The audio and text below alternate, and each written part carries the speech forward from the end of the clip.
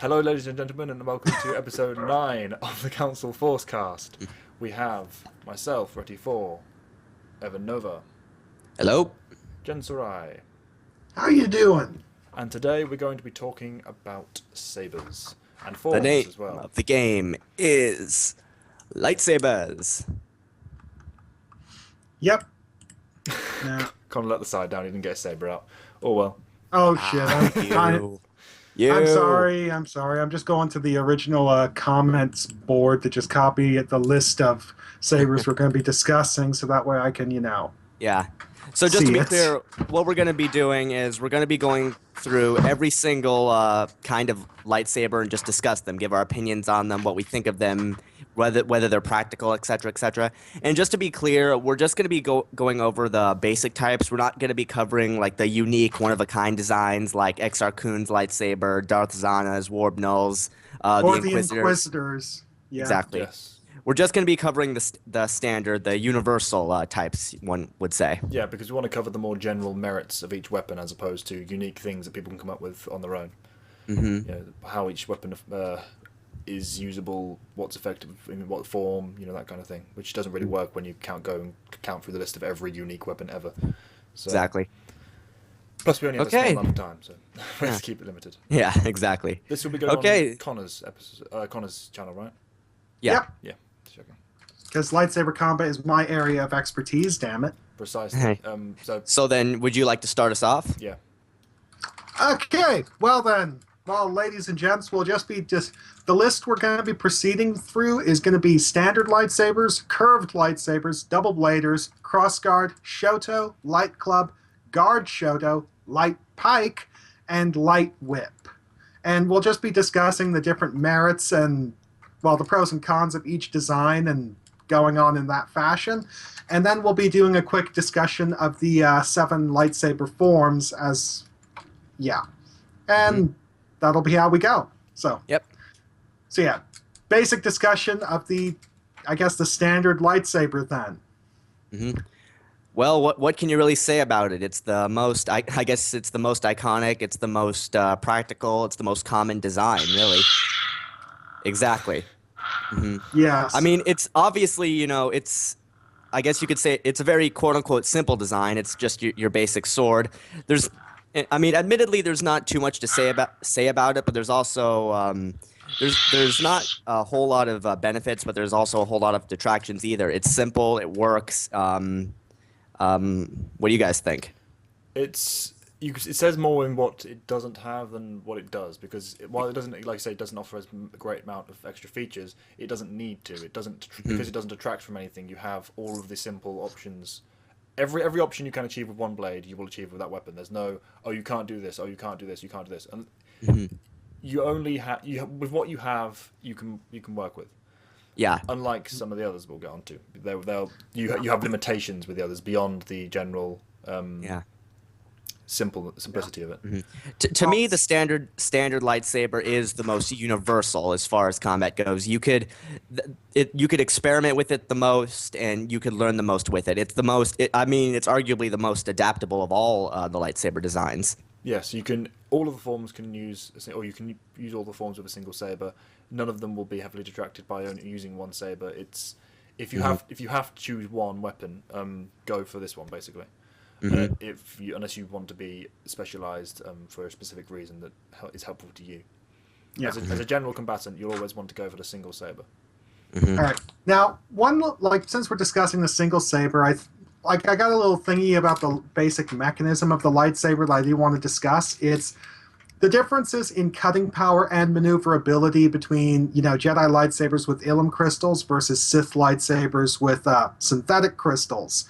And this got me thinking that it's like there is a direct correlation between cutting power and maneuverability, because it's all based on the amount of energy you got running through the blade itself. You got more energy, you got to ramp up the strength of the blade's containment field to contain the energy, but because the containment field is kind of like a magnetic field, the stronger it is, the more it fucks up the maneuverability. So it is a direct trade-off. And one little thing that I really wish that they would, play around with is the idea of every single lightsaber being a unique weapon constructed by a unique Jedi to suit his unique needs, having very unique properties. Like, say, like the difference between Obi Kenobi's lightsaber and Anakin's lightsaber is that Anakin's lightsaber is all about ramped up cutting power and he's willing to sacrifice that maneuverability. Why? Because the gyroscopic effect that you get from that skewed maneuverability ends up bolstering his fighting style. Whereas with Kenobi, it's the exact opposite. He tones it all down to make his blade easier to control. And, ideas like that I really wish they would play around with. Mm-hmm. And that again kind of correlates with just the general versatility of the standard blade. You could make it suit you a lot easier than you can the more radical designs. It's basically like working with a blank slate. You could only improve from here. Precisely, which is one of the things that I think leads well into your which is better, cutting power or maneuverability argument with the Jedi. It's more having them use a more general, less damaging weapon. So, I mean, it's a lightsaber. It doesn't need that much cutting power, does it? Or extra cutting power. It will cut through with a hefty swing of pretty much anything out there. So but what you can't do with a heavily gyroscopic center or heavily gyroscopically focused lightsaber is use precision. You can, but it will be heavily detrimental to you to have that synthetic Sith crystal. So you either have a minor advantage with a heavy disadvantage, or no advantage with no disadvantage. And as Evan said, the blank slate can have its merits. Mm-hmm. It's kind of, with the Sith crystals, it's kind of like the difference between using a sword or a bat. Yeah, exactly like that. Yeah, like you'll get more of a swing with a bat, but it's not nearly as maneuverable as blade. If that was heavy, yes. Well, like you know what I mean. Yeah. Yeah. Okay, so moving on to the curved tilted blade then. All right. Well, if I remember correctly, the Jedi Path describes this as the least radical variant, and that's definitely true. Yes. It's really just an angled pistol grip style hilt to fit better into your palm, gives you more control, and it's a little bit better for more of a thrust-centric fighting style. Very, very obviously Makashi in its focus. Yeah. Mm-hmm. Which is another thing the Jedi Path points out. Yeah. And, well, it's like in the Darth Bane trilogy points out that it's also a good choice for a Djem-So specialist because, that angled hilt gives you a lot of leverage on blows. You get a bit of a lever action going with that. Mm-hmm. Yeah. Much more efficient as far as overhand strikes goes. Yeah. It's a dedicated dueling saber. It's no good for blast deflection. Well, it's not that it can't be used for blast deflection because obviously we do see Dooku performing blast deflection, but it's not ideal. It makes things a bit awkward. Like you can't perform the same sort of wrist flick maneuvers with that weapon that you can perform with this thing. Mm-hmm. Not only that, but with the second hand on the weapon, if that's your preferred method of deflecting blaster bolts, you have less of because of the nature of the angle, you have less of movement with your arms. It just gets in the way. And it's the same thing with dueling in general. It provides extra thrust, it provides extra leverage, but it also, with both, some kind of detriments to the precision. If you're holding the weapon two-handed with the angle or the protrusion gripped as well, it's going to minorly affect your ability to cut because you can't level off the weapon with the second grip still on because it's stopping your arm from pulling down all the way. Yeah. Well, the design itself is meant to fit in the palm of just one hand. So if you do that, you're going to be you're almost working in cross purposes with the point of the curved tilt in general. Yeah. Although in my opinion, I kind of agree with the Jedi Path. The curved tilt is probably the most practical out of all the variants. It's the least most departure, and it does detract as far as blast deflection go, but I do feel that it does kind of make up for it with the greater overhand strikes, greater precision, etc. But that could just be because I'm a total Makashi fanboy.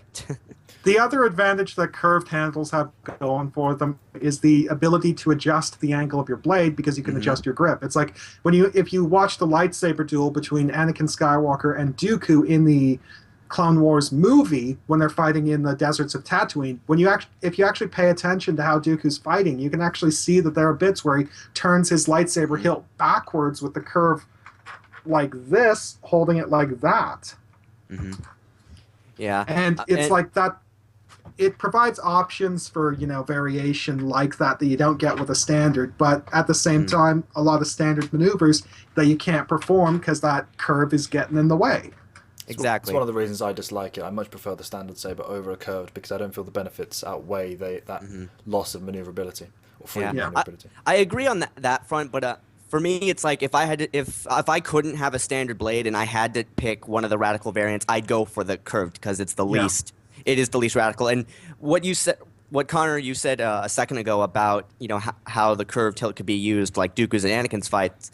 Yeah, you're right. And another of my favorite examples of how the curved hilt is useful is in Darth Bane Rule of Two when Rashta points out that Bane's hooked-handled blade would just bounce, slant off Farfalla's arm if he didn't adjust his blade slightly towards the end. I believe that's how it went, correct? It was actually Farfalla who noticed that and pointed it out to everyone else, but the basic principle is right. Yeah. It's that subtle difference in the angle of your blade makes it pretty significant. Because if he didn't notice that, it would have curved off like this and taken his arm off. He had to switch his grip at his wrist at the last second. Otherwise, it just would have glanced off. Yeah. But yeah, it's like curve-hilted lightsabers. I will say that they are probably the most practical of the variations because it's the least radical. And it's the sort of thing that really works for the Makashi style as well as Djemso. But if you're using a fighting style like, say, Surisu, the hilt's just going to give you problems, so you should just stay away from that sort of thing. Even Djemso, to an extent, I don't think it's wholly practical. For me, it's very much a Makashi weapon because of these thrusts, the jabs, these slight sweeps. It's not big on flamboyant arm movement, so it doesn't matter that it's a chance for that. Anything else, Juya wouldn't work either, especially. Yes, Juya. It's too physically committed into the sequences. Yeah. And the thing is, because the curve gets in the way and impedes a number of maneuvers, it'd be a terrible weapon for a 9-man specialist because that's a whole lot of skills that you now can't use effectively because your weapon's getting in your way. Yeah, exactly. I mean, even for Makashi, it has a lot of drawbacks. One, as you say, you get the extra option of pulling your hand down with the grip and getting a variation in angle. But the second you do that, you lose all of the precision. Which to an extent, almost all of the precision, because you're suddenly, instead of holding the very guard of the blade, you're instead of it being angled straight along from your grip, like it's this. now at an awkward angle. Which, if you swing, from the nature of a lightsaber's, by the gyroscopic effect, you just have less control, same as you would any weapon holding it at the lower part of the hilt, but even more so because of the curve. So if you're using it for Makashi purposes of thrust and jabs, it's very good, but anything else, you are sacrificing on certain things, even if you do get advantages.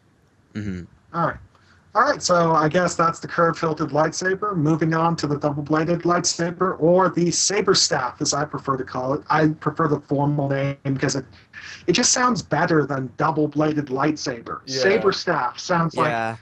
It sounds more clean. It sounds more official. Yeah, I agree, but I always call it double-sided just from the fact that I've grown up with that. Yeah, same. Yeah, but you're right. So the saber stuff does sound smoother. Yeah, it's like double blade saber sounds like what's it called? It's a lightsaber with 2 blades, double bladed saber. Let's go with that. Well, I'm just gonna go grab one of my sticks so I can. Oh, I should get my Darth Maul saber. Yes, ladies and gentlemen, I do have a blind man's cane just as a random knick-knack. He stole it from a blind man, as we discussed yesterday. Yes, I did. I kicked his feet out from under him, grabbed his cane, and ran.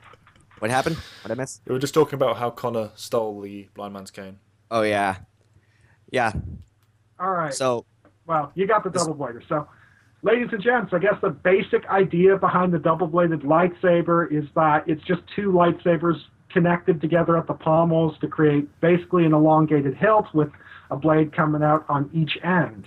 The basic principle behind it is you kind of wield it like parallel to the body, almost. Yeah.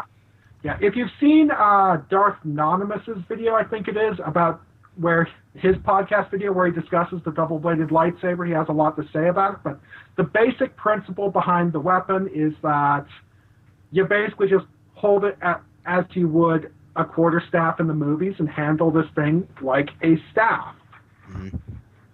With some of the versatility detracted from the fact that you can't grip the ends, unfortunately. Right. But you also get cutting power and extra defense from it. Yeah. Yeah, you basically get 2 blades, more surface area for striking and parrying. The longer hilt offers more leverage for power attacks, and I suppose it could be argued that you could also use the longer hilt as a grappling tool or as a weapon because it's that much bigger. Like we get that thing in Episode 1 where Darth Maul bucks Qui-Gon in the face with his hilt. Boom. And it's another one of those. It's another relatively basic lightsaber variation, but this one, it has a much greater effect on things than the curved hilt does. The curved hilted lightsaber, it does represent a trade-off, but the thing is, it impedes certain movements. It doesn't make them outright impossible. It just makes them difficult. Yeah. The Exactly. double-bladed lightsaber makes those moves impossible. Yeah, like if you're gonna like try and do a jab with this thing, it's like. My general opinion of the double-bladed saber or saber staff, whichever we're calling it, is that it brings advantages to the table in the form of how unorthodox it is. But beyond that, I see it as just generally inferior to the single or standard saber. I agree. It's really more of an intimidation and strength weapon more than anything else. Like you go up against someone with one of these, and they're definitely not going to know what to do at first. And with the 2 blades, you could do twice as much damage. But from a actual like refined standpoint, this thing definitely has its detractions. But you say, this is one of my points, you say that you can do twice as much damage, but can you?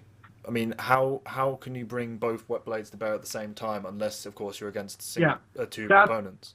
That's actually the one thing that my dad pointed out about the double blader. Every single time you're striking with one blade, where's the other blade pointing? The other way. You're sacrificing all of that maneuverability, all of the techniques and options you have available with a standard saber for the sake of being able to attack 2 different angles. Like if you've got 2 people either side of you, yes, it has advantages. But beyond that, the thing that was pointed out in the video that I mentioned earlier is that he describes double-bladed lightsabers being almost exclusively an extreme close-quarters weapon. The idea is you want to be right up in this guy's face, strike him with one handle, with one hilt, he goes to block, and then you just bring it around and strike him with the other one before he can react. But you've got to bring it around. With a single saber, you can either just move it with your arm or attack from a different angle. It's kind of like what Kasim mentioned when he talked about it in the first Darth Bane book. The weapon requires longer sweeping movements in order to execute fully, which leaves yourself exposed if you're not handling it right. Yeah. Or even if you are, in some cases, if you're up against someone with enough precision and speed, you cannot beat them. Even if you're as skilled, if they're using the single saber, they will be superior to you if they have the same caliber. In that regard, of course.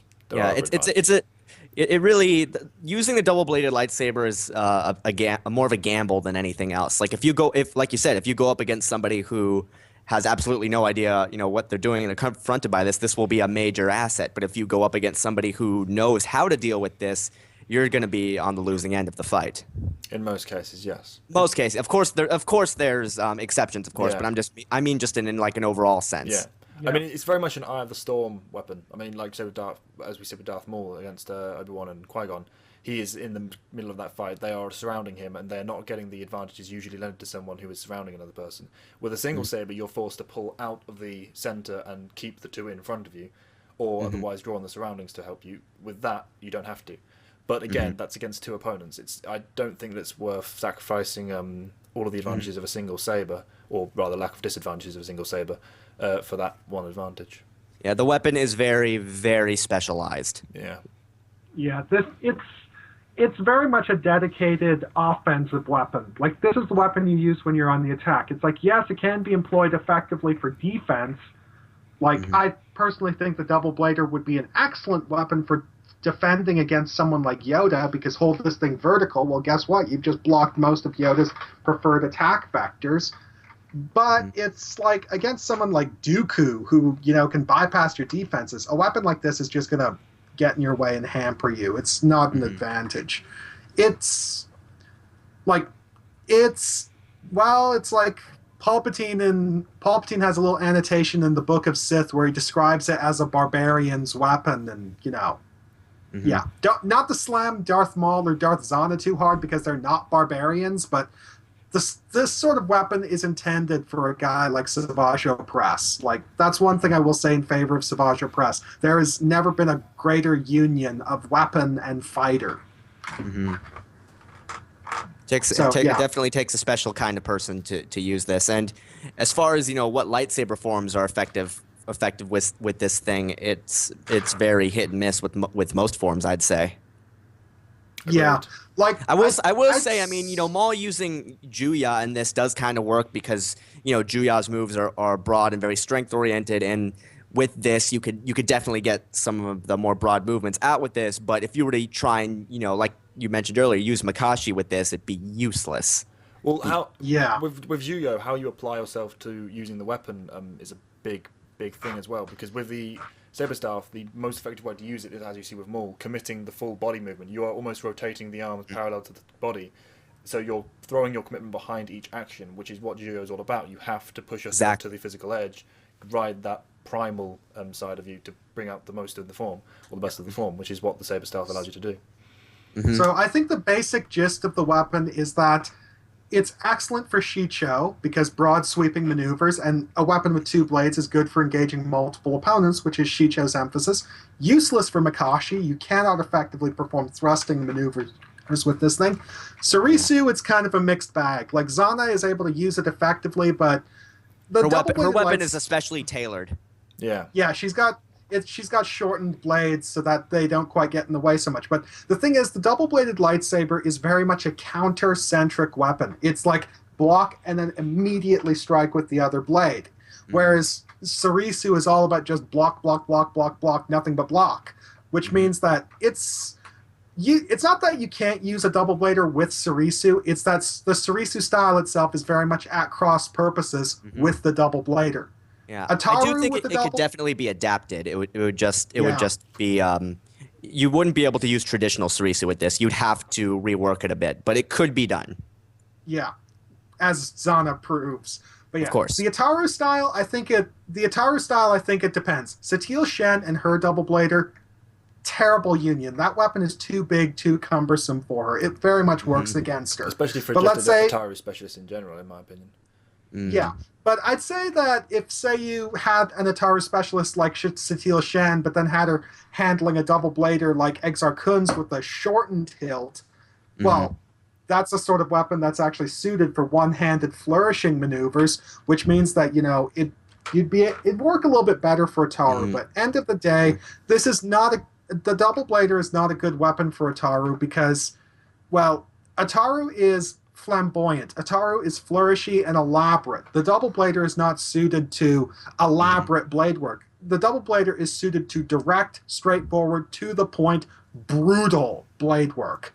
Which brings us to Form 5. This is an excellent weapon for Form 5 lightsaber combat. The Jemso variant, I'd agree. I wouldn't say this would work. I wouldn't say this would work entirely perfectly with Xi'an. I disagree for Jemso as well, purely from the fact that you can't get the overhead and side swings or can't apply them as much as you could with a single saber. Imagine doing that, now bring it down. What are you doing? You're impaling yourself. Yeah. And you're not even hitting the opponent because the blade's still pointing up in that angle. It doesn't work because you have to... For Jemso, it's all about wide, open, very strong and precise strikes, but open and heavy swings. With the double-bladed saber, you have to keep it very close to the body, very much, again, working parallel to the body, so you're not getting the strength. Yes, you control your strength behind with the spins, which works well with Juyo, but with Jemso, you're lacking any precision. Especially when it comes to the countering side of things, because you've got with countering, as Kasim makes, when you counter with the weapon, you have to immediately follow up with the overhead blow. You're telegraphing your next attack or next movement from what you have, your general, the downsides to the movement. You can't move the saber in as many ways, so you're giving the other person easier options or easier way. They know what you're going to do next, basically. I would say that the double blader does impede a lot of Jemso style movements that you would get from that, making it so that a Darth Vader style fighting style wouldn't work. But the thing is, what is the basic principle behind Form 5 lightsaber combat? Defend and immediately counter. What's the double blader designed to do? Defend and immediately counter. What is the Jemso lightsaber form? A strength-oriented lightsaber form. what is the double blader? A strength weapon. But these are principles. These aren't actual techniques or or applications. All of the moveset, the forms are physical techniques and movesets, as you know. The stances, everything about it is the physical, not just the principles. Principles are the foundations and the overlays for them. But if you're a shield would not work well for Sarisu specialists, particularly, because you completely disable your ability to move all the way around the body just from the fact that you're holding a shield. But it's the same principle behind it: absolute defense. With this weapon, with just gem, so you maybe about immediate counterattacks, and that may be the principle of the weapon, but it's immediate counterattacks against multiple opponents, as we spoke about earlier. You can't bring the other side to bear against an opponent when the other. You block with one blade, you immediately bring around the other blade, but what are you doing then? You're moving the blade in exactly the way the enemies expect you to, and you have to move it across your body to even achieve it. So it's a lot of wasted energy, a lot of inefficiency that a single saber just doesn't have. Block with a single saber, move your blade around at a different angle, strike out. Whereas with double saber, it's move the blade with a different angle, and then you've got a lot longer movement to transition to the strike. Just from the fact that you've got the huge metal pole in between the blades to navigate. Again, which you can't do very well because you can't move the body around, because you'll slice your arm off or whatever. Or independent of the blade, you can't move your body around anyway. With a single saber, it's all about one arm or two arm movements. With the double-bladed saber, it's all about full body movement to get the most out of the blade. I'm waffling, sorry. Okay. That's cool. Well, agree to disagree on the double blader then. Okay, fair enough. All right, so I guess moving on to the crossguard lightsaber. And I have only one thing to say to that. Say yes to the crossguard. For the people who aren't watching, Evan has just exposed his t-shirt. Yes. Like, people have made requests of me to do videos slamming the crossguard, calling it impractical. But the thing is, I won't say I love the crossguard, but I don't mind it. Like, it is the sort of, like, I will say that there are certain practical deficiencies to the crossguard, particularly the one depicted in the episode 3 trailer. Like, I'm not going to slam the extended emitters and say, oh, you could just slide your blade down and cut off the emitter and then hit the guy's hand. Well, I'm pretty sure the guy probably dealt with that. Yeah, that's easily work aroundable. Different methods, whatever. Like, the basic thing about the thing about lightsabers that so many people don't quite understand, though, is that lightsabers do have handle guards. It's a magnetic field around the hilt. That's why you don't get people sliding their blades down the other guy's blade and cutting off the emitter. And that's why the Sun de Gem strike, the disarmament strike, is so difficult to pull off. You got to strike with enough strength, but also enough precision to get through that magnetic field and then cut the hilt in half without taking off the guy's hand while you're at it. Like, that's the sort of thing that the Jedi would really go for, because they're all about taking people down without hurting them. So a Sith Lord wouldn't care, but Jedi are the most prominent lightsaber duelists in the galaxy, so of course that's the sort of thing that they would go for. So yeah, the crossguard itself only provides advantages purely in a lightsaber duel, which explains why it's not a common design feature, because the one thing that so many people forget is that, especially within the time frame of the movies, lightsaber duels are insanely rare occurrences. There are only 2 Sith Lords at any one time, and a few dozen Dark Jedi, if that. And there are 10,000 Jedi Knights. How often do you honestly think your average Jedi is going to run into guys like this and have to get into a lightsaber fight? In live combat, sparring was how they trained themselves to the level of mastery that they did. Of course. Yeah. But yeah, but sparring and a fight to the death have completely different merits. Yes, but I would like to bring this up right now, actually. Sparring does have more methods in terms of educating someone in use of a weapon, because you don't have to you're not at risk of dying if you fail, so you can actually learn from your mistakes. But many people underestimate that on the comment sections. I just want to point that out. Yeah, sparring experience is a very valuable experience, because it's the sparring arena is the sort of arena where you're able to experiment with new techniques and refine your ability to apply them. Where it's the difference between Qui-Gon Jinn and Ven Zalo. Most of Qui-Gon's dueling experience would be from the sparring arena, whereas most of Ven Zalo's dueling experience is from the battlefield. And as a result, their fighting styles are totally different. Qui-Gon Jinn has a bit more of a Makashi mentality to Ataru. He's got a much more varied skill set, whereas Ven Zalo is keep it simple, stupid. Stick to what works. Don't try anything new, because trying anything new will get you killed. Yeah, simply put, Like- there's a reason that the Clone Wars or the pre-Phantom Menace Jedi era is one of the heavily or the most abundant with great masters, and that's because they've had so long to just sit around practicing. You know, they Mace Windu, Yoda, all of the high-level council members, they haven't been fighting Sith for their 80 so years, have they? They've been fighting each other, and they got mastery through that, which just proves in of itself that sparring is effective, without even considering the real-world logic of it. Yeah. It's a different kind of experience. It's a different kind of experience, but it's experience nonetheless. Yeah. Yeah. Now back to the crossguard lightsaber. sorry. Stay on topic. Stay on topic. Yes, yeah. But yeah, just back to the crossguard lightsaber for a second. What I got is my whole idea behind the crossguard lightsaber and why it's not frequently seen is because in ancient times, when battles with the Sith were frequent occurrences, well, back then the technology for lightsabers wasn't quite as advanced. Like, look at a lot of the tie-in artwork for Tales of the Jedi and all those Ulic Qel-Droma and his posse with their lightsabers. Those hilts are freaking huge. Yeah, they Yeah. don't want Absolute- any. They do not want any additional stuff on that more than what It's they not. already It's have. not. Thin Like- and crisp. It's like those hilts are massive, which tells you that they're still having trouble with miniaturizing the mechanism. And if you actually see what like Callan, you should show a picture of the schematics of Luke Skywalker's lightsaber for this bit. Like, yeah, there you go. It's And not there. And I conjure. yes, but yeah, it's like that is a pretty complicated design. Now make that now make those schematics twice the size. You really want to put on a crossguard mechanism and make that already complicated design even more complicated? Right. No, you really don't. So it's like basically the thing about crossguards and why they're not common. Like, I won't say that they're super impractical. It is another trade-off. Is that in the era when they would have been, desirable, they weren't feasible. And in the era when they would have been feasible, they were no longer desirable. It's like Jedi within the time frame of the movies wouldn't have had much trouble putting in a crossguard mechanism. But the problem is that the crossguard would end up getting in their way. Why? What are the sort of maneuvers that a lot of these Jedi like using? Figure 8 spins like this, which the sort of maneuvers that you'd have a very tough time doing with a frickin' crossguard on this thing, because Exactly. suddenly you're running the risk of cutting your own hand off with your own lightsaber.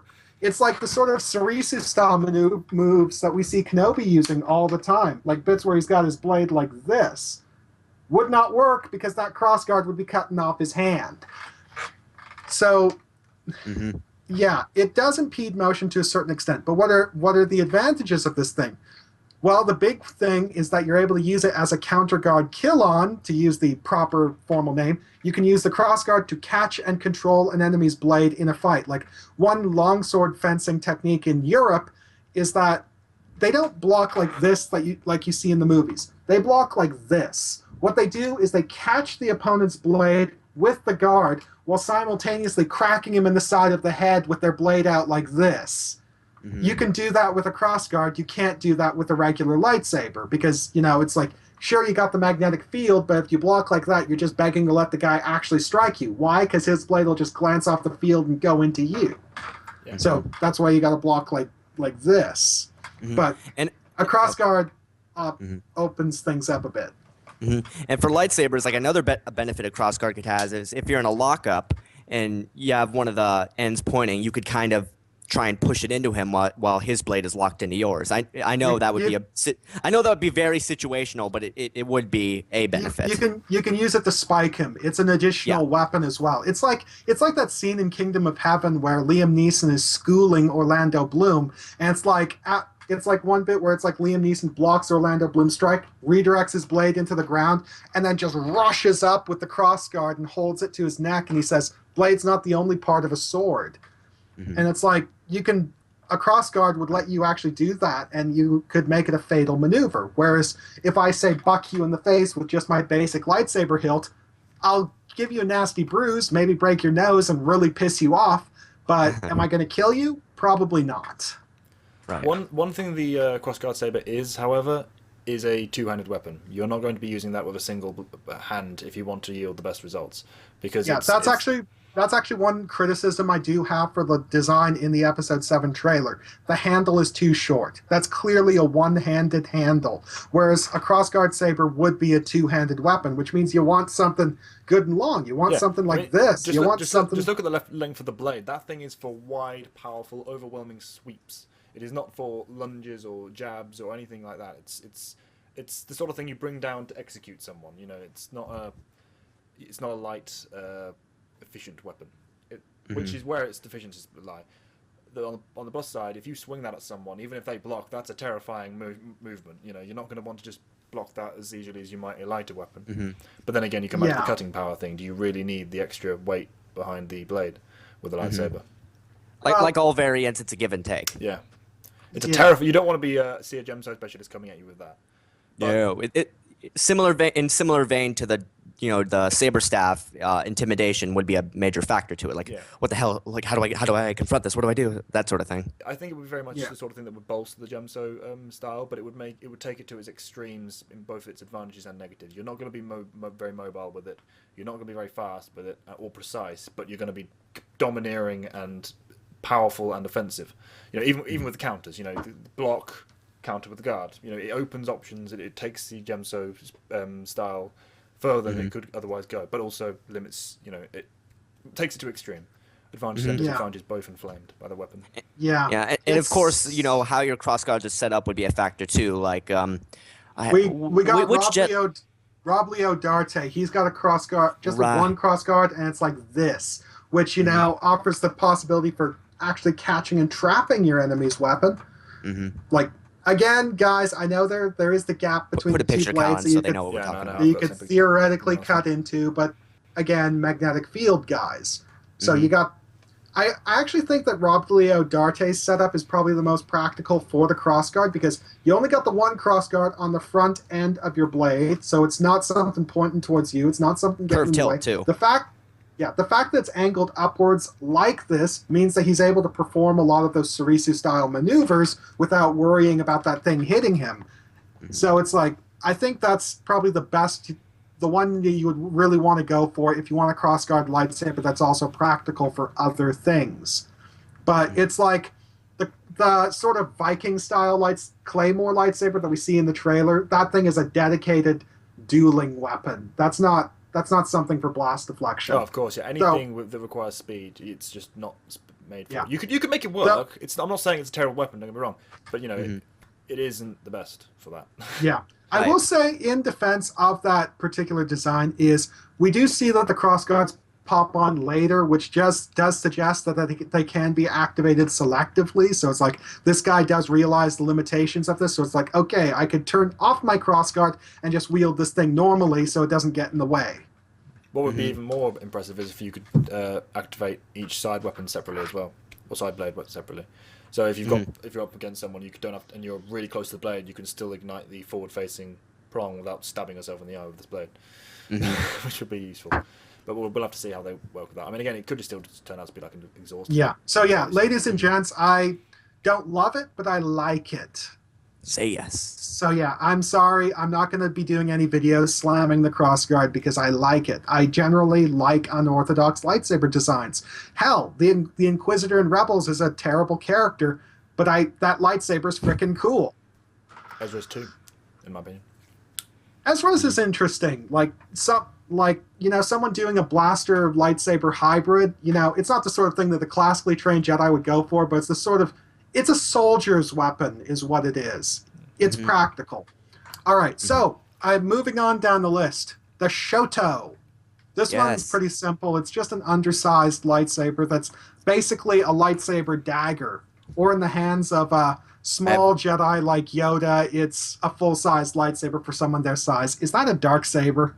Yeah, but it's short, so it's like a Shoto. And it's a white saber because it's not actually dark. It's more white than anything else.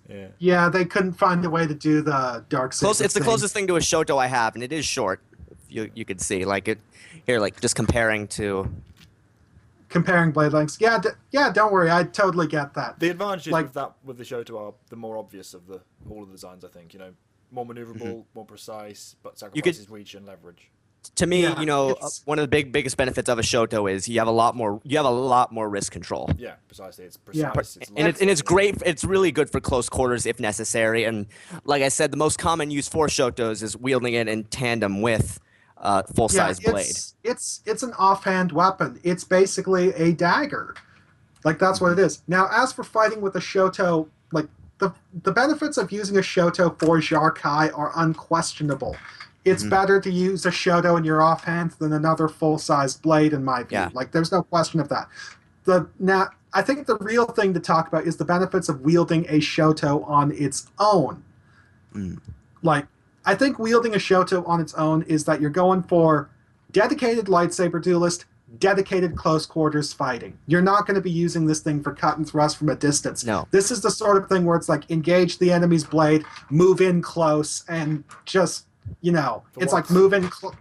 For once, actually trying for the blade lock, just so you get the extra maneuverability around it. Yeah. Exactly. It's like one crazy idea I got for the fighting style of Frieden Nad is that we got that one bit of fan art of Frieden Nad holding his Shoto in a reverse grip like this, and that gave me the idea that Frieden Nad's fighting style might actually incorporate a lot of elements of knife fighting. Like his whole shtick is engage your blade, get in close, and then handle this thing like a knife and just stabby from extreme close quarters. And it's like, it's an unorthodox fighting style, and he's got a lightsaber that would be optimized for that sort of thing because it's such a short blade. And it's like just using your lightsaber like a knife. No one would be expecting that. To me, it's very much a supplementary weapon. You have it either as an offhand for a extra option instead of the having two full sabers because they're unwieldy, and it's also maybe you're disarmed, you reach for the dagger, pull it, you've instantly got another weapon. I agree. Yeah, I it's agree with that. I don't personally, in my opinion, I don't think a Shoto, at least for a full size person, should be your primary weapon. But as a supplementary weapon, it's perfect. Yes. Oh, what do you guys think of? There's one Dark Jedi called Shato, I think, who fights with two Shotos. Shato. I don't know if I remember him. It's a her. viable. It's viable, but I wouldn't say it was the best way to go. Well, I mean, obviously, you get more blade control as opposed to using two, normal sized blades in each hand. Definitely. But it's definitely better than usually normal-size Jarkai specialists what? It's definitely better than. It's the best option of all the four combinations. Right. Yeah. As far as control goes. Yeah. Also, but the thing is, if you're using two Shotos, you have to get in close. It's not like having a standard and a Shoto where you could use one for close quarters defense and the other for, striking from a distance. Striking from a distance. Sorry, I got tongue tied there for a second. With two Shotos, you'd have to get in close. You'd have no choice. To me, the best way to use a Shoto is like this: single blade for offense, Shoto for defense, or like Callan pointed out, if you get disarmed, just whipping this out to defend yourself. That works too. Yeah. But I wouldn't say, like, if you're, like, obviously, if you're someone like Yoda or Yaddle or Master Vandar, and you're short in stature, this is just standard for you, so that's fine. But for a normal sized person, I don't think you should just wield this unless you're like Frieden Nad and you can adapt. But even then, there's limitations to that in and of itself. You're sacrificing too much for too little with the Exactly. primary weapon, in my opinion. Yeah. Yeah, although didn't Master Van have two Shotos? Yes, he did. He was a Jarkai specialist. Right. But again, for him, that he probably wouldn't have as much issue with that because for him, this would be standard size. Yeah. All right, so I know Light Club is next on the list, but I think we should actually just go straight over to Guard Shoto because I think it's a bit more relevant to the argument, a bit of a better segue. So the Guard Shoto, ladies and gentlemen, is featured in The Force Unleashed 1. It is Maris Brood's weapon. It's basically a Shoto-style blade attached to a lengthened hilt. Oh, what did I set down? The light baton, as I like to call it. Or the light tonfa. tonfa. You basically got your lengthened hilt and then a secondary blade like this, and a little protrusion. You like hold it like this. Yeah, the basic idea behind the weapon is that it's very much a defensive blocking weapon. The hilt itself is typically machined from Frike alloy, so it can be used to block lightsaber blades. So you're actually able to, use it the way you would a tonfa. The design itself, I actually don't think is that big a deal because the secondary handle, it's not that big a deal, and it's like if it gets in the way, you can just switch back to handling this thing like a standard lightsaber, and that's that. But the big argument here is going to be the discussion of the merits behind holding it like this. The reverse grip without even the advantages of the reverse grip. And also bear in mind that tonfas usually have shorter blades, so they're not even full size as far as reach goes. Like, I'm pretty sure, don't Maris's broods her blades like stop at like here, whereas a traditional blade would like. No, really, it's been a while since I've played the game. Yeah, I've looked at a lot of pictures of her lately. It stops. Her handle stops just before the elbow, but the blade goes out just about the full length of her arm. But yeah, it's like her basic fighting style is like having the blades facing away, which which is stupid. Yeah. Yeah. Again, that's the reverse grip issues. Yeah, the basic thing about the guard Shoto is that the way you fight with this thing is you basically just flail it around by the secondary handle and use it for bizarre spinning attacks. I'd say this sort of thing is kind of tailor-made for a Taru, but otherwise it's... But yeah, I don't like the Tonfa personally. I don't like how it's designed, and I don't like how it should be used. It completely goes across purposes with how lightsabers should be used, and it just makes no sense. For me, it's sacrificing too much for Tula. It's not just sacrificing too much for Tula, it's sacrificing everything for nothing, in my eyes. Yeah, no one likes the light Tonfa. I'm sorry, Maris Brood, you suck. Terrible weapon. The guard Shoto is just like, what the hell are you doing?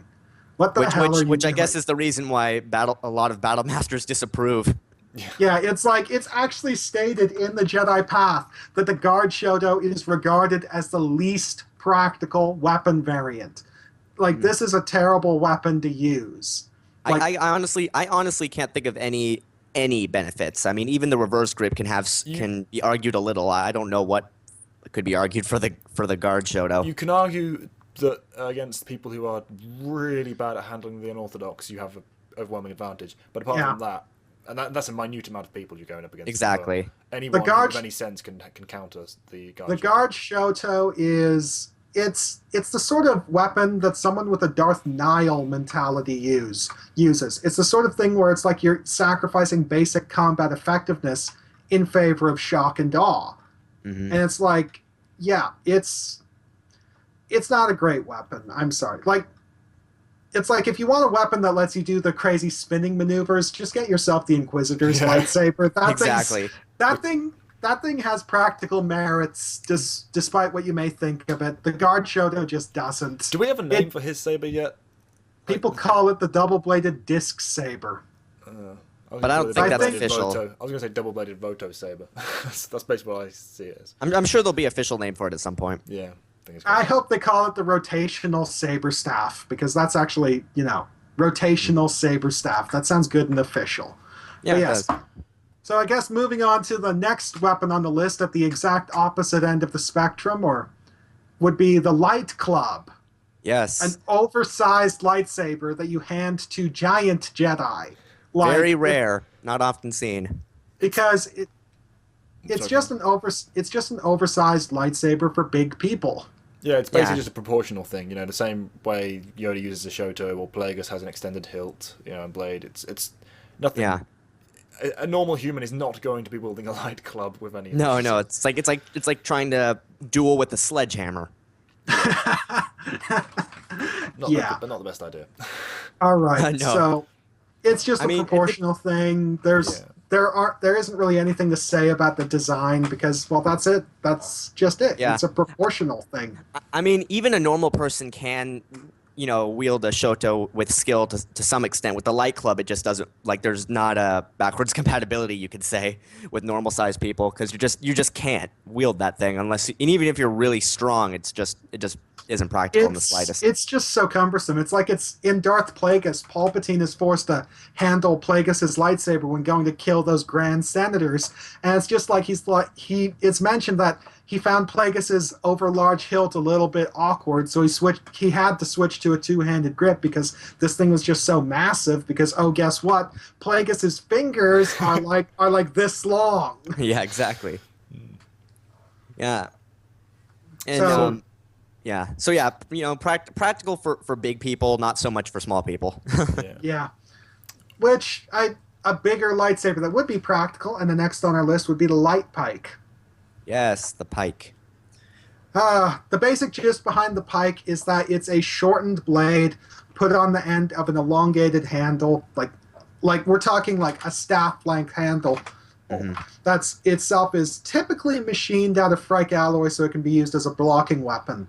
I think this is one weapon that's kind of like the double-bladed lightsaber, but it takes some of the disadvantages of the double-blader, but has disadvantages of its own. You still got the impeded mobility, but the fact that it's a big one long handle as opposed to a second blade means that you got a bit more range, you got a bit more control. It's a lot less dangerous. It's like you got the option of perhaps handling this thing like a lance and just running the guy through. I mean, even something like spinning it around the back of your body to bring it around faster if you wanted to be flamboyant, you can do that. It's not going to slice you in half doing that. Yeah, or even just something as simple as like an overhand strike. You don't run the risk of stabbing yourself when you come down. Yeah, you Because have insane range. It has advantages that the Saber itself doesn't, and while it does have a lot of disadvantages, they're not as drastic necessarily. Yeah, like Matt really dislikes this. Matt really dislikes this sort of weapon, but it's like I don't quite get it because it's like, well, it's not as it provides some of the same benefits of the double-bladed lightsaber, but it's not nearly so dangerous to the wielder. And assuming that you got a hilt that's actually machined from Frike alloy, you can use this thing as a pole arm to attack from a distance. Well, in my opinion, you should only ever use a pike if it's made out of saber-resistant metal. If it's not, then you're an idiot. Yeah, in that case, you'd be Darth Nihil, because there's no indication that Nihil's weapon is actually made from saber-resistant metal. We only ever see him blocking lightsabers with the blade. So it's like he's just got a big handle that's getting in the way. He can't use it for additional range because, well, the handles can't block a lightsaber, so that's too much of a risk. All he's got going for him is leverage, and after that, he's just got this big-ass handle getting in the way, preventing him from fighting effectively. Whereas say, a design like, the Imperial Saber Guard? Yeah, those guys. That weapon is definitely a better weapon. Why? Because you can use it for defense and blocking. It's of course, if you really wanted to, you could just turn off the lightsaber blade and then just beat the stuffing out of the guy with the hilt itself. You got yourself a quarterstaff. Well, yeah, that's the thing. To me, it should be used very much like a bow staff, but with the additional very lethal cutting edge at the end, so you can add extra reach. You just swing it around.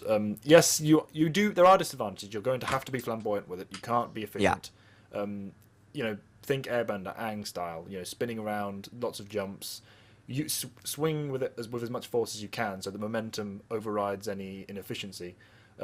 Again, only really for a force specialist. This isn't someone that a normal human couldn't use this without being succumbing to the negatives. Yeah. Just to clarify, the lightsabers wielded by the Jedi Temple Guardsmen in Clone Wars are described as lightsaber pikes. No, those are just double-bladed lightsabers with oversized handles. A lightsaber pike is a pole arm, not a double blader with an oversized handle. Yeah, imagine a long bow staff with a lightsaber on the end, basically. Yeah, pretty much.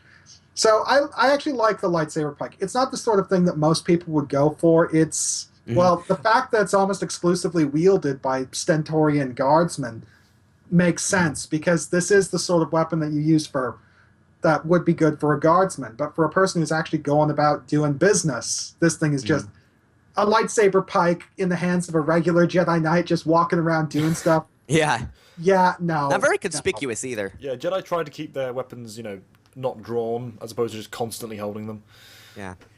Although, I mean, going off by what you said earlier about the temple guards, Connor, there are legitimate cases though of pikes with two blades on the end. I mean, that's how Castan Paratus' weapon is described in the novel.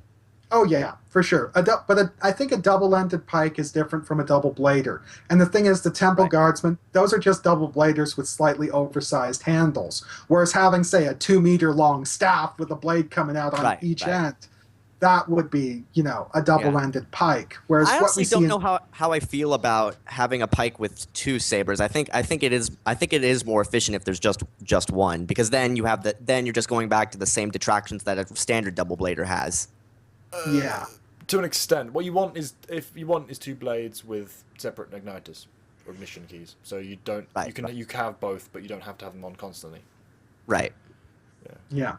So now we move on to the family black sheep of the Jedi lightsabers, the light whip. The light whip. Yes. Very, very unorthodox weapon at that. Yes, it's the most practical in its unorthodox nature, in my eyes. Like, if you fully commit to how unorthodox it is, and you accept that there are major limitations, you can ride the unorthodox shock and awe factor more practically than you can with some of the others, which are more simple in their Yeah. shock. Because those, at least some of those other ones are recognizable as lightsabers. With with this thing, you're like, What the fuck is that? it's not a straight line that you can parry. It's you parry it and then it's wrapping around you. Oh crap! What do you do? It's very difficult to train against unless you've had some experience with, unlike the others. Now, Yeah. I think one thing about the light whip that's a bit of a misconception is that the way you would wield an actual whip in combat is a lot of bits where you're just actually grabbing the shaft and wrapping it around your arm and doing stuff with it, whereas you can't do that with a light whip. The way a light whip works in combat, the way you would wield it, is more like the Witch King's flail in Return of the King. Big, sweeping, flailing movements. It's just, yeah. Without the added precision of being able to manipulate the lighter whip with the force, of course. Yes. You have more advantages than his weapon. Yeah. Yeah. However, Although the problem- the major issue with The problem with the light whip is the fact that it's got these offensive benefits, but the problem is it's like if you don't make your first attack count and you miss, now you got your blade way over here trying to swing it back around, and during that time the other guy can close the distance and start going at you. it And is of course, very inefficient for defense. yeah, you can't use this thing to parry. It's useless Yeah. for that sort of thing. Like one of the most adequate ways to defend against a light whip is actually to use a standard blade coupled with a shoto, because guess what? You could use the standard blade to bat the whip aside, and then you go in with the shoto and go in, kind of like exactly like how Luke defeated Lumaya all those times. yeah. Yeah. Now, as for Lumaya's light whip, Yeah, which is ironic because I actually view Lumaya's design as the most, it is actually a quote unquote a unique design, one of a kind for light whips, but I view hers as actually the best design for how the light whip should be used. she's. So I was going to say, You can go. it's unlike some of the other more unique ones. It makes sense to count it among the normal whips because it's a very light, editing.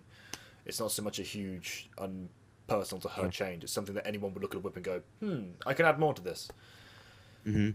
Yeah, but what I like is, like, in addition to just having an energy whip, she has hide and she has metal strands on there too. Plus the hilt itself is made out of saber resistant material. So not only does that it's a super long short staff hilt, so Mhm. it's not So, like just a standard little thing. It's like it's big. Yeah. So like not only does that, does she have more to attack with, but hey, if you get close, okay, well she'll just use this thing to block or just butt you on the head with. It's the deficiencies. Plus with all these strands, you could theoretically defend a little bit easier because there's just more of it. Yeah. To And an the thing extent, is- of course. And the thing is, because some of the strands are, made of physical materials, Mandalorian iron chains and shit like that, stuff like, Lumea's weapon is not a light whip; it's a light Cat o' Nine Tails. But Pretty much, it's like, Thing will mess you up. oh You yeah, you get caught in that thing. Oh boy, you're done. that thing will flay you alive. Yeah, pieces. Yeah, but the standard light whip is just energy, and that's where a lot of the major detractions come in as far as the design goes. You almost have to change the light whip in order to make it viable. Yeah. Yeah. Like like the way Githany uses her whip is completely impractical. The only thing she has going for her is the unorthodox nature. That's it. Yeah. Which is the But at problem. least, but in Githany's defense, she at least understands this limitation. If we Right. look at all of the pictures of her, what does she have on her hip? A standard lightsaber to go with it. She knows that when this light whip stops being practical, she'll just put it away and pull out the other proper lightsaber and fight you normally. It's like both Githany and Lumea understand the problems with this weapon. They just deal with them in totally different ways. Lumea does it by completely revising the weapon itself. Githany does it by making sure she has a backup to fall back on when the light whip stops being an asset. Right. Although, but I still see Lumaya's, change as the superior of the two because, if you're using the standard, someone could work their way into her defense and kill her before she has a chance to unhook the other one and use it. Yeah.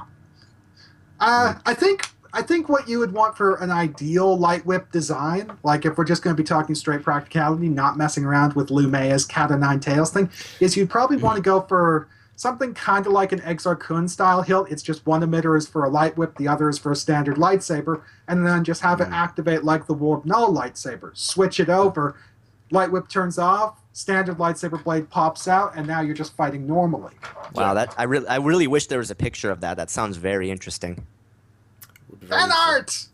Yes. Fan Go, artists, make us it. Oh my god. make it happen. No, but I actually do like that idea. That actually is very, very interesting because you could quickly switch, and hey, if the whip's over here and they're coming at you from over here, click, block.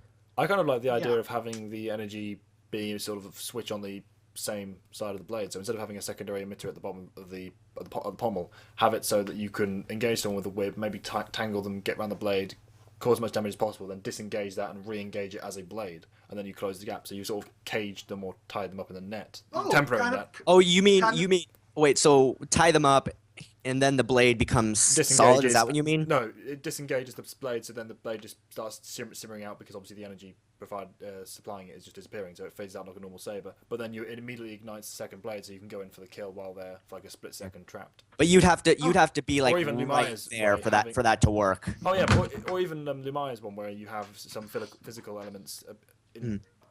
involved, that's so that actually persists after you've entangled them, and then you can gut them. Yeah. That is Okay, one thing well. I will say for Lumea's weapon too. It's that while we don't actually see her doing this, the fact that a good portion of those strands are physical means that she actually can start using, traditional whip techniques, grabbing the strands and, wrapping them around her arm and using them for blocking and shit like that. Yes, I'm so profane. But yeah, it's like she can do that. We don't see her doing that, but she can do it if she wanted to. Like, her weapon is the sort of weapon where she doesn't even need to activate it. So if it ever gets damaged or disabled, well, who cares? I still got spiked chains and leather coming off this thing. I can still fuck you up with this thing turned off. Mm-hmm. Yep, it is. Definitely. It has a lot of merits as a weapon. Yeah. Lot of yeah. It's got a lot of disadvantages, but yeah. Yeah. A lot of disadvantages, but god damn it. It is useful. It definitely, Yeah. despite its disadvantages, it is very much a useful weapon. Yeah.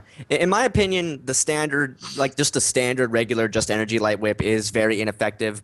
For me, the only way to properly use a light whip, like I said before, would be to customize it in a certain sense. But just traditional, it's not a practical weapon. Yeah. Not at all. But, Lumea's design is... Again, Yeah. all of these weapons, if they're secondary weapons or if they're a surprise weapon that you would then discard and pull out a normal saber, they're all viable. But we're just talking about them as primary weapons for the viewers' sake. Yeah. Yeah. Yeah. It's not a good weapon to use though. Just standard. You have to have something in reserve. It's just not viable. Agreed. Yeah. Mm-hmm. So what's next? Was that the last one, or was there more? I think it is, but I think we should Unless also you want discuss... to cover dual phase lightsabers. I think that's a good one to discuss as well. Ladies and gents, just to give you a bit of background info, the dual phase lightsaber is basically a lightsaber with a preset length adjustments where you just flick a switch and your blade length goes back and forth between two preset length adjustments. The most common one that people think about is the Corran Horn or Darth Vader setup, where your blade lengthens out to, like, say, half again its own length. But the other one that Dooku is described using is where his blade is shortened down to short sword length. To a shoto length. Yeah. Just to clarify, Callan and Evan, Dooku's lightsaber only shortens. It doesn't lengthen. I got my info from the Attack of the Clones visual dictionary, and it said that it only pointed out that he can shorten the blade down to a shorter blade for a sudden close quarters assault. It didn't say anything about lengthening it out. I always thought that was the case anyway. So, because it made most sense for wanting precision. I didn't think that it was lengthened to start with. Okay. Well, it's just, but both of you in your videos have said that it's like full dual phase lightsaber that can go longer and shorter. When no, it's just shorter. That's it. Okay, my apologies. I always looked at dual phase as 2 optional settings, regardless of what that setting is. So I just assumed the shorter one would be equivalent. This particular design feature is the sort of design feature that in a practical sense there are no drawbacks, because who says you have to activate it? Yes, the shortened or the lengthened blade has its problems, but there's nothing saying you have to activate it. The only issue would have to be the mechanical difficulties in setting this up. It's kind of like the crossguard saber. It's like in eras when it would have been desirable, it wasn't feasible. In eras when it was feasible, it wasn't that it wasn't desirable, it was that no one cared. Right. Perhaps no one cared enough. I mean, Corran Horn uses that very well.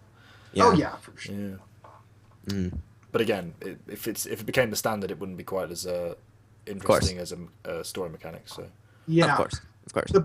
The dual phase lightsaber again is another one of those dedicated duelist mechanics. It's the sort of thing that you only use in a lightsaber duel. In a fight with blaster wielding assailants, unless you're going to be shortening your blade down to half length for using it as a precision cutting tool, well, you're not going to be changing your blade length in the middle of a fight with blaster wielding assailants. There's just no point. Yeah, well, actually, one of my favorite uses of a dual phase setting is in what was it called? Oh man, I'm totally blanking.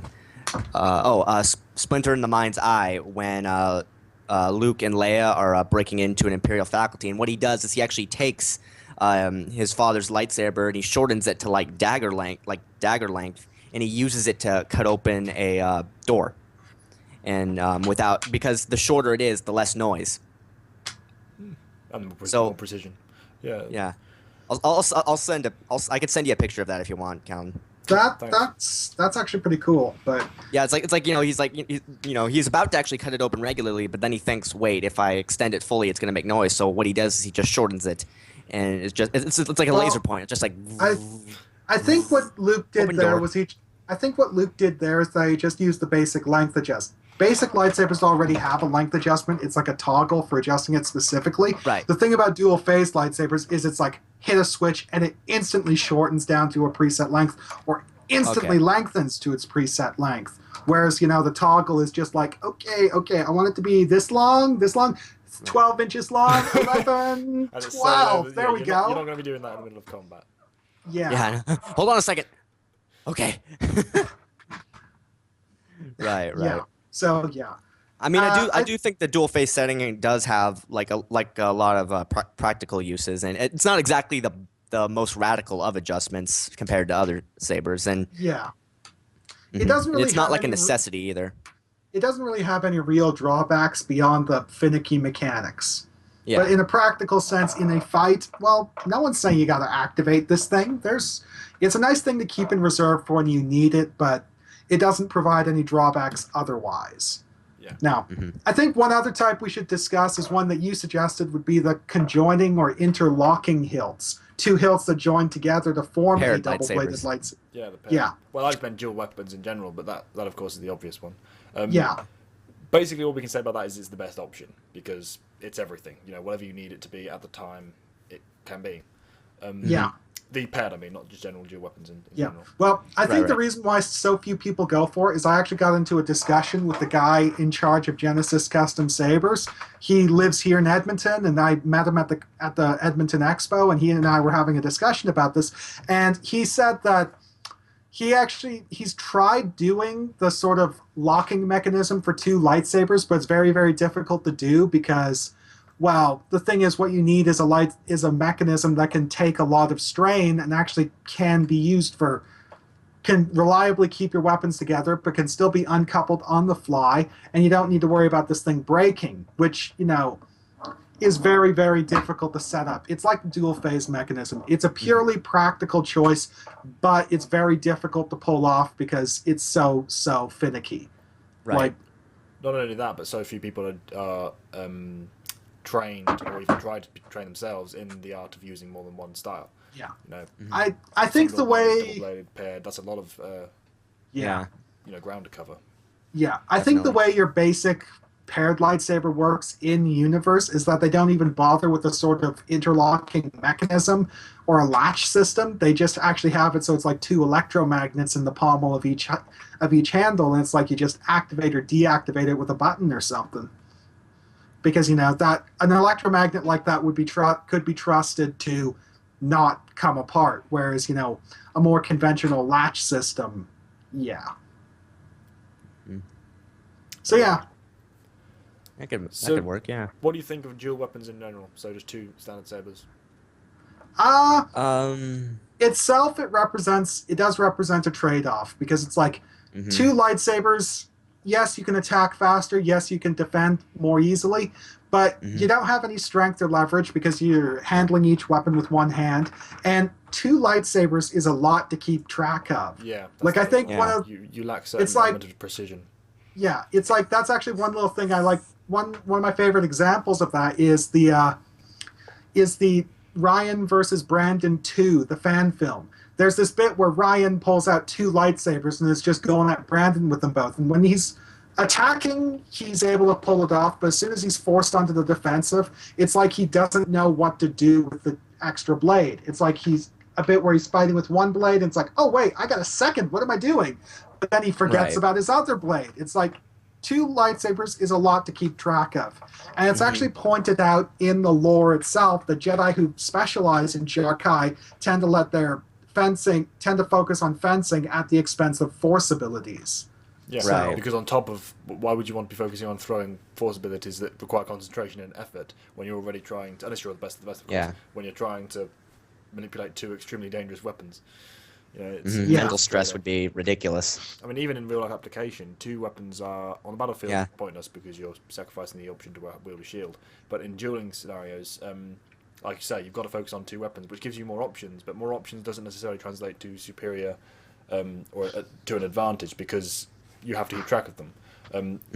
I use single weapon, and you can break through two weapons very easily. Yeah, not only that, you run the risk of getting disarmed much easier because you only have one hand to grip the thing, and if you just get hit hard enough, you could let go a lot easy. Kind of like how what's a good example? Kind of like how Plo Koon disarmed Asajj Ventress during their duel. Yeah, she just had less gripping. She couldn't do it. Yeah, and like with a single one, when you're using a single that standard saber, when you're using one-handed, you can't just catch it, or anything. You just crap. I've got to let go of one saber to catch the other one. It's a trade-off.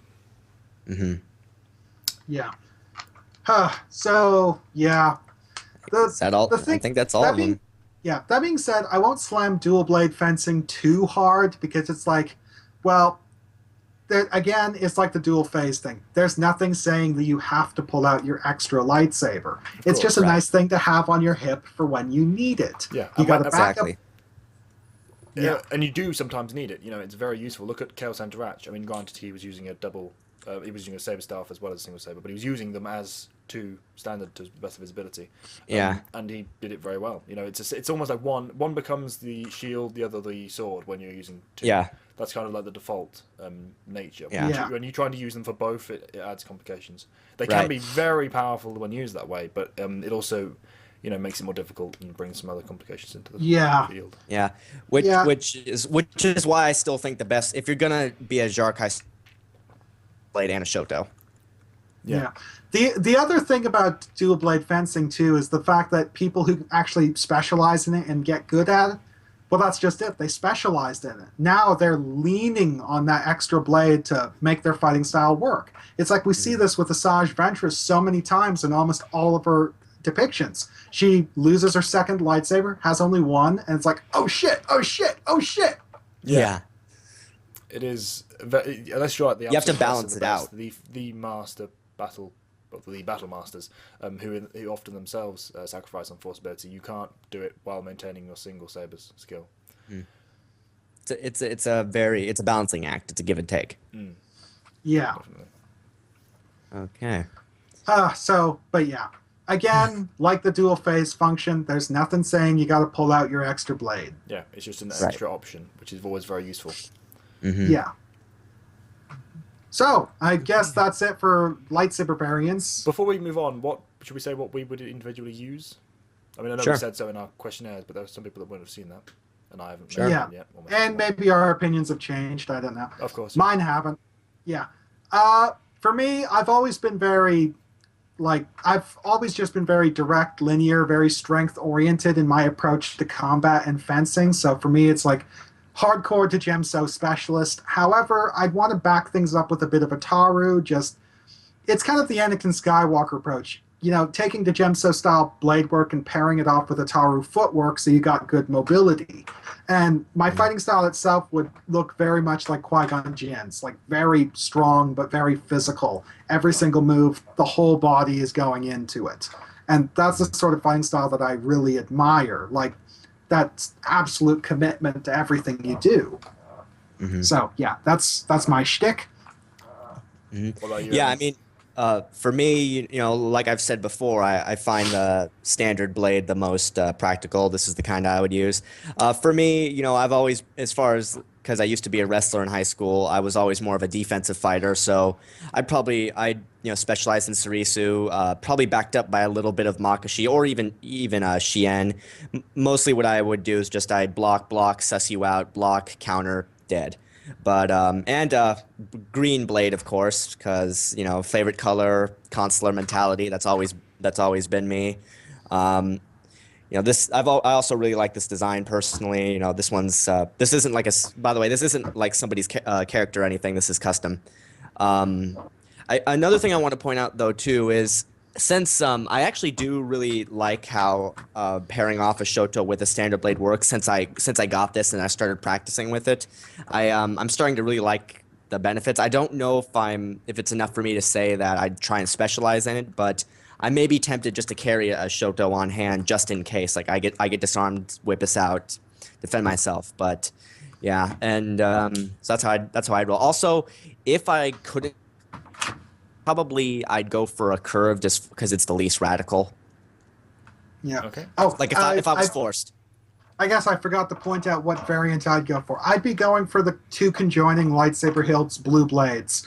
Yes. Versatile, you know, standard hilts themselves, nothing, don't get in the way. And I go for blue blades because, well, I am an advocate for a lot of variety in the lightsaber colors, but at the same time, the other more obscure lightsaber colors strike me as just being too garish, where there's something about the blue lightsaber that just strikes me as being very, well,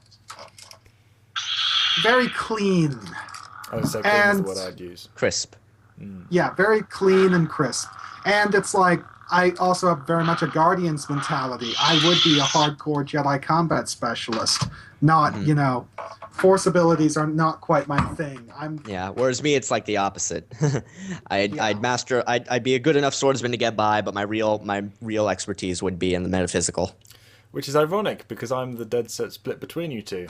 I Yes. use single saber yellow with a secondary saber at the hip that I'd use if I lose my primary one, or in the very rare occasion when I would need to, because I can't take 3 opponents with one blade. I can manage 2 if they're not too good, but 3 I can't do. So I'd use it for then, and the second one would be green. But I'm Reddy, unfortunately, doesn't have an example to hold up I have yet. weapons, but none of them are lightsabers, and this is obviously fake. Good for sparring. Yeah. Why the colors? Yellow because I always thought that was the best one to look at as a saber. Green because it was my second favourite, and I don't like 2 of the same colour. It just doesn't look good to me. Not favourite colours in general, but favourite lightsaber blades anyway.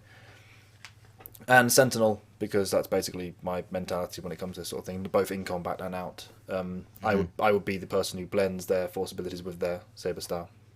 All the colors of the rainbow here, people. Yes. And what Each about different style. What if you were, and what would you go for if you had to pick a different variant? Oh, variant. Like if you couldn't have a standard. Well, not counting the conjoined together, because that would be a bit of a cheat for this one. Of course. Not sure, actually. Probably a curved, but that's only because that's the one I dislike the least compared to the others. I'm very much a primary or standard saber duelist. I don't like double bladed. Don't like whip at all. I don't like the. I admire them in different ways, and I'm not saying other people can't use them, but for me personally, I'm useless with all of them. I can only. I think that's actually one thing that people do have to stop and think. That people tend to stop and forget and got to think about. It's the fact that every single lightsaber featured is constructed specifically by the wielder to suit his own unique needs. And it's like, well, if he's able to take an unorthodox lightsaber variant and use it effectively, then we got no right to criticize him because he's proved his point by not dying. Like, we have the right to criticize Maris Brood because that thing is terrible. That thing's dumb, and she proved it by getting beat by Merrick.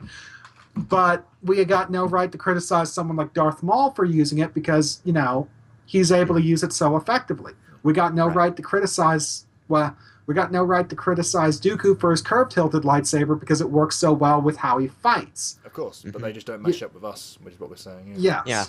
Every saber variant, even the most radical, does have certain amounts of breathing room. Yeah. Yeah. It just some are more difficult to make work than others. Yeah. I just got this image now of this guy who tries to make a lightsaber that's basically all of the variants all at once. So it's he's got a lightsaber with an articulated hilt, so he can then turn it into a curved hilt when he wants to. I've always wondered why that wasn't a thing, actually. I'm I know. For that one to come up. Well, actually, the Sith acolyte Hazen from KOTOR has a lightsaber like that. It's just his works the exact opposite way. He has it concealed as a cane handle, and it's like bent over like this, and then he straightens it out into a curved hilt when fighting with it. But yeah, a guy with a curved hilt with a lightsaber, they wants to be all variants all at once, and it's just like articulated hilt, so it can be turned into a curved dual phase to use double blade. Yeah. Or I was actually picturing a locking mechanism on the hilt, and then this guy basically just walks around with like this metal staff on his back that he pulls out to link up to the blade for a lightsaber pipe. Oh yeah, I forgot about the pike. Has a second lightsaber to link it up for the double blader. Crossguard mechanism in the emitter that he sometimes activates, dual phase for both Light Club and Shoto, as well as a light whip mechanism built in so he can switch it into that. And basically the Exar Kun mentality taken to the absolute extreme. A weapon that literally... The Swiss Army saber. Yeah, the weapon that... Yeah, the weapon that literally tries to be everything because this guy has a very small penis. Yeah, there is also the what the fuck saber I showed you guys. Yes, that thing. The what the fuck saber. The light. It is a double-ended lightsaber crossguard lightsaber pike. I put the picture in. You'll see what I mean. It is literally. I have coined this thing. I have coined it the what the fuck saber because it is literally the most ridiculous design I've ever seen. As long as the person can swing it around with enough flamboyancy and speed, it is actually vaguely practical. It's just not for someone who isn't using the Force. It's bigger than he is, has the guards on only one side. But imagine him like pinwheeling it like really, really fast. Yoda levels of speed, spinning on the spot. That thing is going to be lethal. But it's so ridiculous. Like, ladies and gentlemen, this is the what the fuck saber, coined by Evan Nova 95. All rights reserved. Yeah, no. Another guy who has a very small penis. Anyway, are we moving on to... I also find it really ironic that in that picture, he's not even using it. He's force pushing the guy. Yeah, it's like, why am I whirling this? But yeah. Are we going to do comments then? Comments this time, or have you got to run? I gotta bow out now. I gotta leave for work, ladies and gentlemen. So yeah. Yeah, but this will still go on his channel. So yes, this will still go on my channel. It's just the comments won't have anything to do with me, which weird enough, I guess. But yes. So Callan, are you set up to allow for me to clear out with, me fucking things up? No, but it's fine. I'll just cut it and restart the recording. All right, works. cool. Okay, so see All you in right, a minute, then. guys. Well then, ladies and gentlemen, this is Jen Sarai prematurely signing off. Goodbye. And we're back. There we go. Okay. Comment section. Yep. What have we got today? I have chosen two. We've got two each today because we've compensating for the lack of Connor. Zach Briggs. Question for the team: what is your favorite Star Wars video game and why? This is tough. I did touch on this in my Q&A, but for me, my favorite will always be Jedi Knight, Jedi Academy. I'm stuck because I have so many that I love. Yeah, it's hard. Big one, probably the biggest one that affected me as growing up was Battlefront, coupled with Jedi Starfighter. Fun fact, that's where Reddy came from. Back when I was about 7, I decided on that alias. Which not because I was a big fan, like the biggest fan of Star Wars either. Actually, it's just happy coincidence that it's Star Wars related for my alias here. I use it for everything, but Just clicked.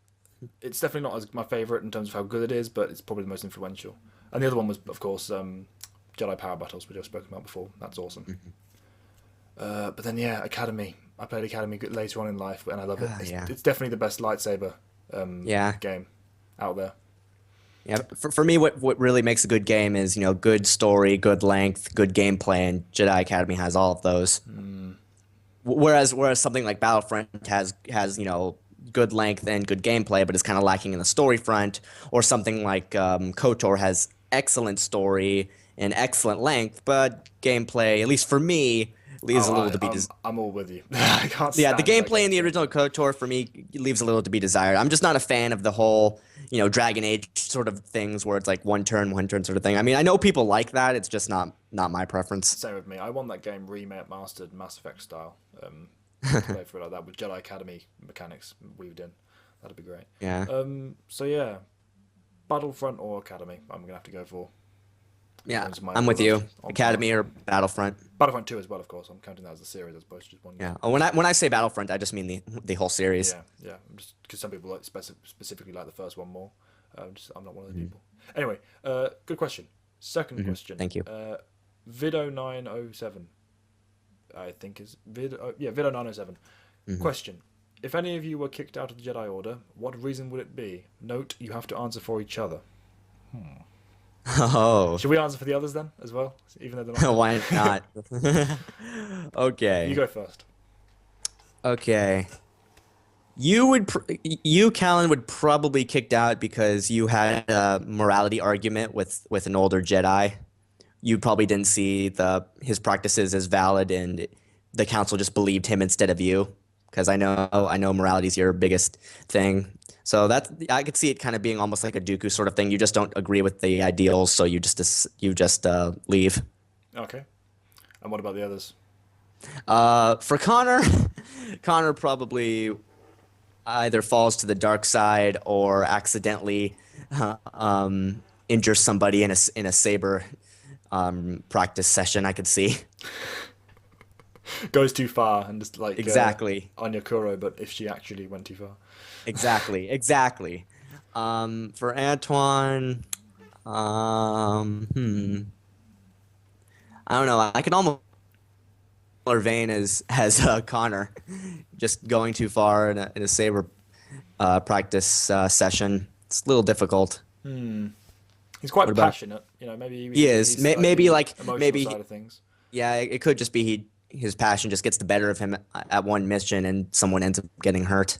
Honestly, I think it'd be more of a case of like he'd be emotionally involved with someone, and would just it's sort of a void. That's what divide would become between him and the Jedi as a result. Makes sense. Matt's the hard one. He would be the Qui-Gon Jinn. He disagreed with the council. He would be much. like Qui-Gon Jinn. Yeah, he's not a fan of the council in general. So he would just disagree with their ideals, and to the point where he just couldn't work with them any longer. Maybe not even have the order, just goes off and be a hermit somewhere. Yeah. Makes sense. Works.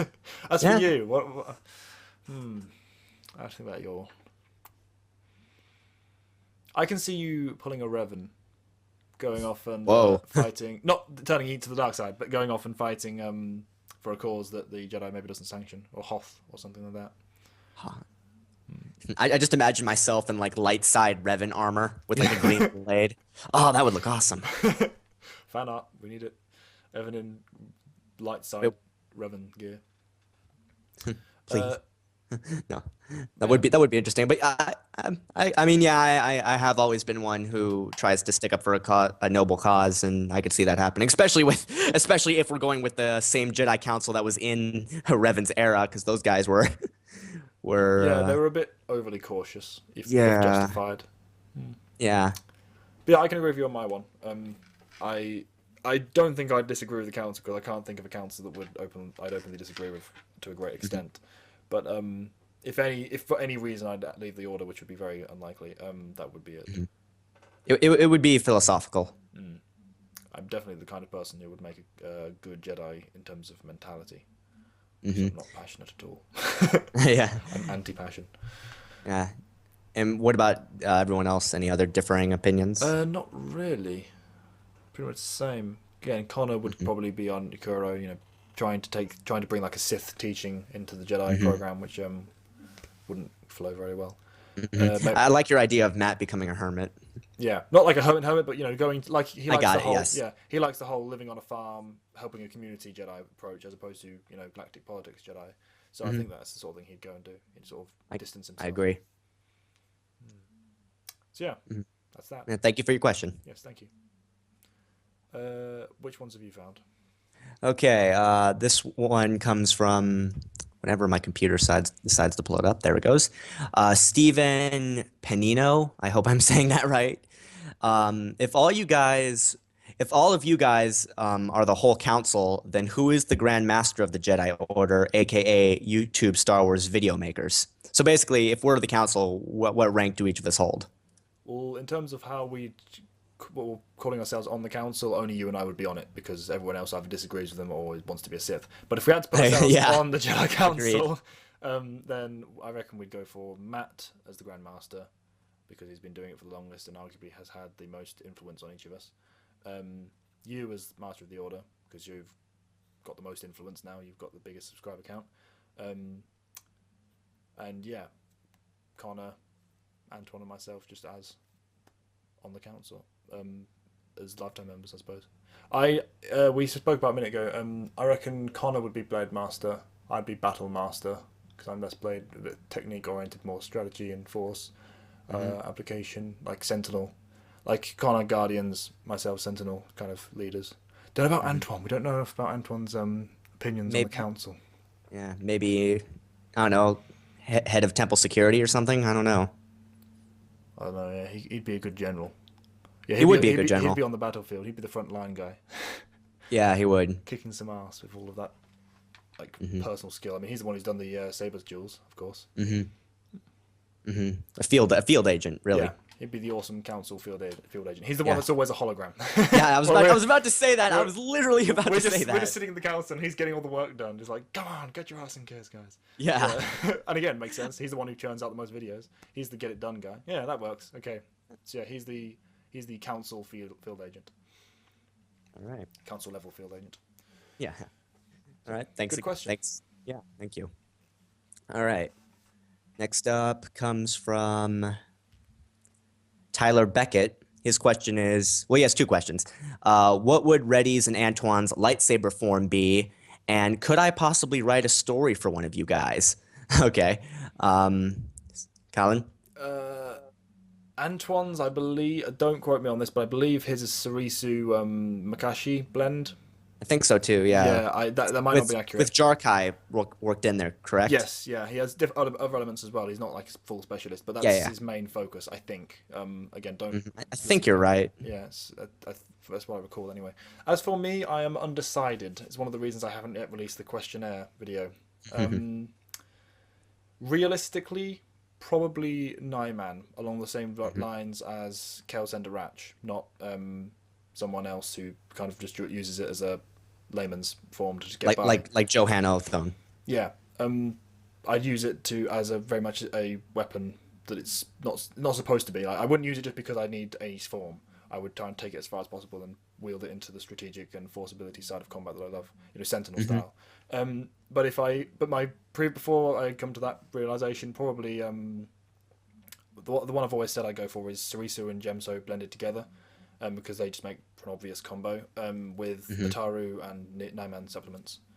That would be the main one. But again, that's a bit like saying I'd play up practice all form, but those would be the two with 2 supplements I'd go for. Yeah.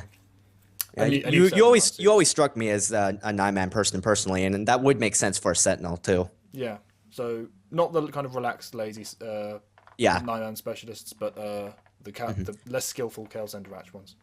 Would be me. As for the fan thing, we welcome all fans. Yeah, we welcome any fan interaction. That's fan interaction is one of the best parts of doing this. It shows us that you guys care. So, fan fiction, fan art, videos, anything. Like we're totally open to it. Yeah, bring it all. We love to see it. Yeah, it shows us that you guys care, and we're always delighted to see that what we do has made an influence in some way. Yeah. Keeps us going. Really good to see. Yeah. Especially with the Boltar Swan stuff that I'm desperately in need of. Bring the Boltar Swan pictures, I need more. Shameless plug. No, I've got enough to work with. I'm just recording at the moment. I thought you finished recording. No, I've almost finished because I've now got this, which is what I was waiting for. Which you're probably noticing a difference in my voice. I don't know whether it's because I'm not close, but Trust me, there's a difference. Okay, good. But yeah, so that should speed things along. I'm hoping that will be out within a few weeks. Depends on my schedule. Yeah. Yeah, I'll try my best. Anyway, that's that video. Sorry for no versus match versus quick versus clash, whatever we call it. Yeah, we were kind of rushed for time because Connor had to get going. We had to get it recorded as soon as possible. Yeah. And yeah, we also wanted more time to cover the lightsaber segment in more detail. Yeah, which we think is an interesting topic for most people. People have been asking that sort of thing, and it's on Connor's video as well. So we wanted to take the opportunity to use it because he's kind of the resident martial artist. If I'm the tactician, he's the martial artist, as he says. Makes sense. Alrighty. So that's about wraps things up then. And we can actually sign off without leaving because we haven't got Antoine. Because he's the one who goes behind the door. So yeah, we'll just sign out more casually, I think, today. Yeah, well, this concludes episode 9 of the Council Forecast. You're doing it to me now. Sorry. This concludes episode 9 of the Council Forcecast. This is Evanova95. We hope you guys enjoyed. Ready for signing off. Goodbye. Bye.